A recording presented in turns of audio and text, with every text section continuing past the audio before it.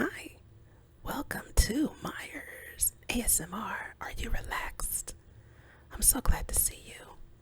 I hope you're well. Shake that stress off. Hey, that was then. This is now. Don't talk about it anymore. There's no point in beating the drum of anything you don't want to repeat. That was then. This is now. Don't talk about it anymore. There's no point in beating the drum of anything you do not want to repeat. Well, this is what I want right here. I just went and got a chicken cantina burrito from Taco Bell. So, let's just get right to it. Yes, I'm using a different mic. I almost said new mic. It's not a new mic. I got a different phone, so I'm using my laptop now until I get my smells good. Until I get my adapter. Whatever they call it, type C to A USB adapter, so I can plug my mic back into my phone. Just don't understand these new phones that don't even put headphone and microphone jacks on the phones. Anyways, let's get to it.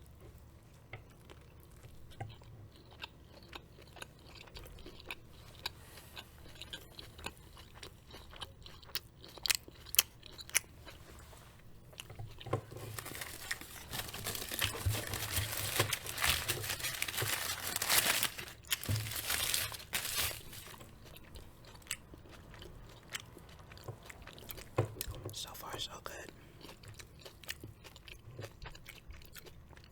I feel like reducing the amount of bread. I love their added touch of toasting the outside. It makes a difference in the taste.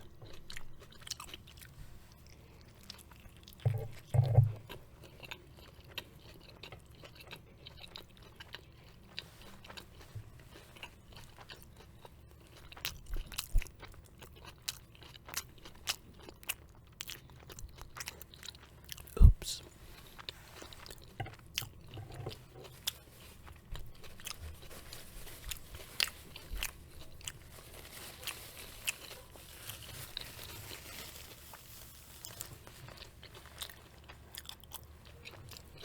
Just dropped a piece on my keyboard.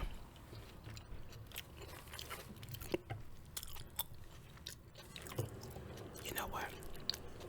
This comes with some hot sauce. Uh-oh. I'm like tearing the bread. Let me let you see what I'm doing.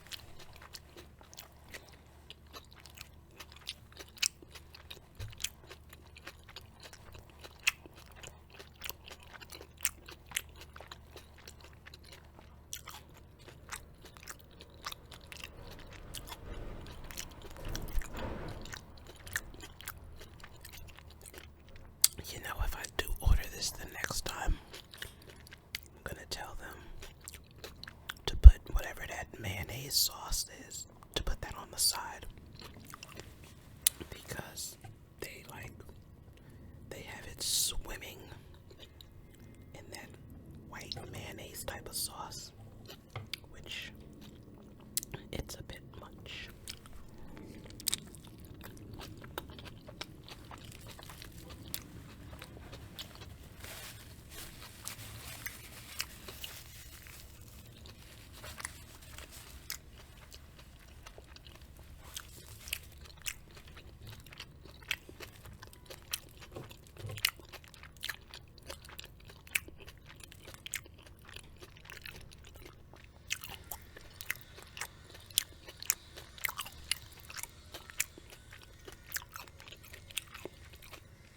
I hope this mic is working good.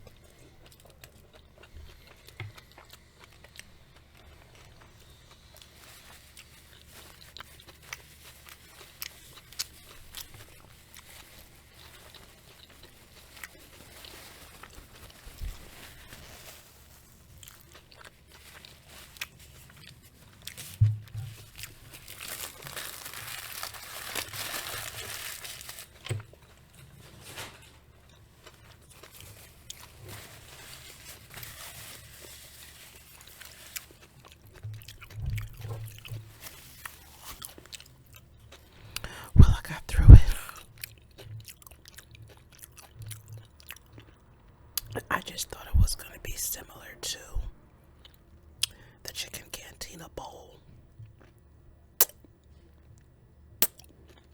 with the rice and beans, and just a bit drier, not quite as mayonnaise-y. But now I know I can customize it, and I can have that sauce, whatever it is, ranch, sour cream mixture. I could have that on the side and just drizzle it as I need it. I'll probably forego it entirely and just put my sauces. I got this one, just put my sauces, because these have more flavor anyways.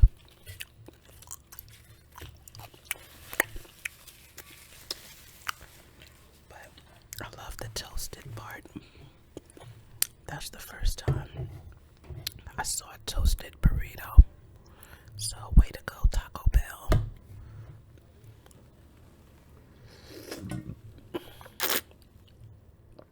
Excuse me.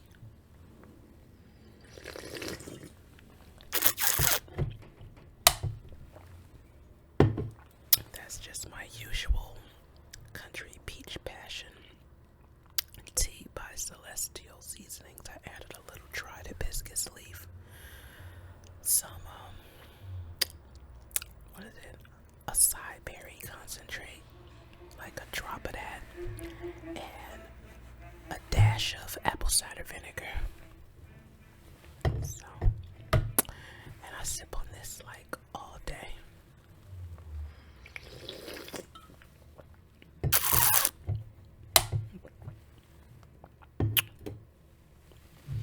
I don't buy juices and sodas.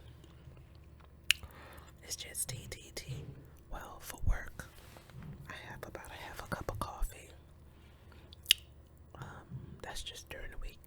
Okay, well, it is that time where I get to have even more fun after I eat. This is like the dessert, where I get to focus on getting better and better every day in every way with the help of this people skills book. Because people skills are some of the most important skills I think a person could ever learn. And we should have had formal classes on this in school, because people skills can just solve so many of our problems, and we could actually prevent so much just with simple people skills. I mean, there's a girl in the office who's just so horrendously nasty and hard to deal with. And, that's what I'm saying. She probably never took a people skills course, but hey, what do I know? All I'm saying is it can help, especially in the workplace and with family. Those are the people that we're around the most. Alright, so he says listening is more than merely hearing. That's the chapter. Listening is more than merely hearing. Positioning yourself at an appropriate distance from the speaker is an important aspect of attending. Too much distance between persons impedes communication. C.L. Lassen studied the effect of physical proximity in initial psychiatric interviews. The psychiatrist sat either 3, 6, or 9 feet away from their clients. The client's anxiety levels were measured both by observable behaviors and through the client's self-reports. Lassen discovered that a client's anxiety increased as the distance between himself and the psychiatrist increased. On the other hand, when a listener gets too close to another person, anxiety also increases. And ain't that the truth? Isn't it uncomfortable when strangers just get too familiar, too close, you know what I mean? Some even touch you. Even coworkers get all up in your space. It's very, I would say it's aggressive and it's an affront. Some Psychologists have demonstrated that the typical American feels uneasy when someone with whom he is not intimate positions himself closer than 3 feet for an extended time. Yeah, feels disrespectful. Long periods of close physical proximity during a conversation can cause discomfort even when the persons are spouses or close friends. Cultural differences affect the optimal distance for conversing, as do individual differences within a given culture. The distance between yourself and another person that most facilitates communication can be discovered by watching for signs of anxiety and discomfort in the speaker and positioning yourself accordingly. Normally, about 3 feet is a comfortable distance in our society.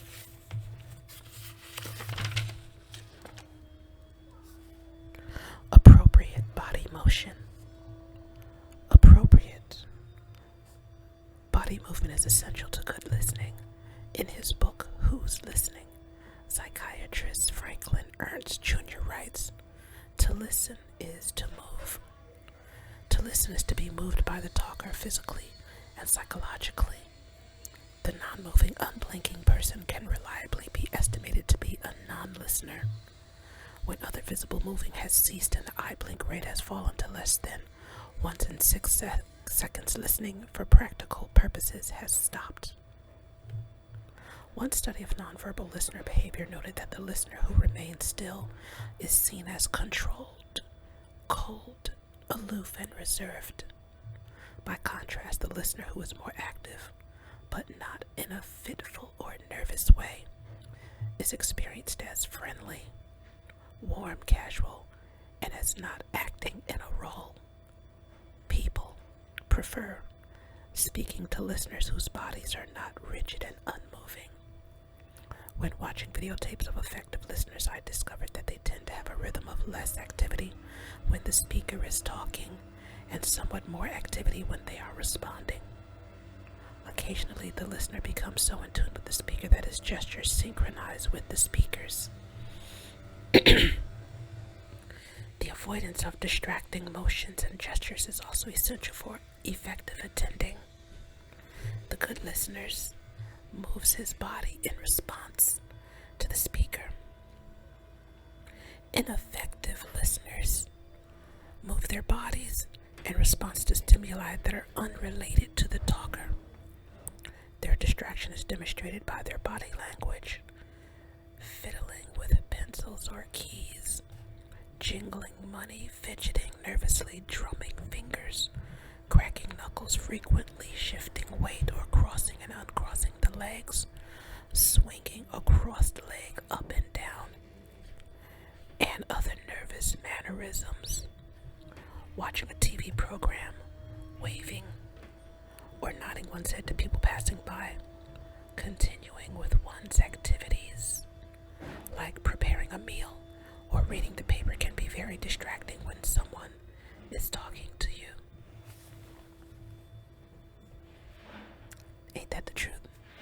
So, let's think on these things for a moment.